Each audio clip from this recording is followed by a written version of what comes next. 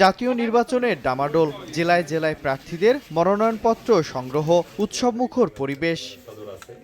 বৃহস্পতিবার সকালে চাঁপাইনবাবগঞ্জ ৩ আসনে রিটার্নিং কর্মকর্তার কার্যালয় থেকে মনোনয়ন ফর্ম সংগ্রহ করেছেন বিএনপি চেয়ারপারসনের উপদেষ্টা হারুনুর রশিদ। এ সময় আসন্ন নির্বাচনে কোনো নিরাপত্তা শঙ্কা নেই বলেও জানান তিনি। আগামী নির্বাচন সমস্ত কিছু বাধাবিঘ্ন অতিক্রম করে একটা অবাধ, সুষ্ঠু এবং শান্তিপূর্ণ নির্বাচনের মধ্য দিয়ে জাতির ইতিহাসে নতুন যাত্রা আমরা শুরু করব। রংপুরে দলীয় নেতাকর্মীদের নিয়ে মনোনয়নপত্র সংগ্রহ করেন ইসলামী আন্দোলনের মনোনীত প্রার্থীরা।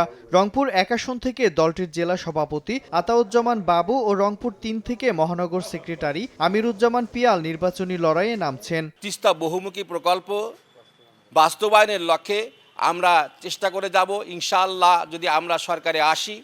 নতুন রিন গভীর থেকে পরিষ্কার করে কাপড়কে রাখে নতুনের মতো উজ্জ্বল। নতুন রিন অ্যাডভান্সড পাউডার। প্রত্যেকে ইনশাআল্লাহ ইসলামের পক্ষে, ইসলামী আন্দোলন বাংলাদেশের পক্ষে তাদের রায় দেবে বলে আমি দৃঢ় আশাবাদ ব্যক্ত করি। এছাড়া চুয়াডাঙ্গা ২ আসনে বিএনপির সম্ভাব্য প্রার্থী মাহমুদ হাসান খান বাবু, রাজশাহী ১-এ বিএনপি নেতা সুলতানুল ইসলাম মনোনয়নপত্র সংগ্রহ করেছেন।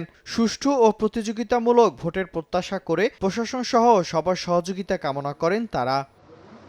মিরন আহমেদ, সময় সংবাদ।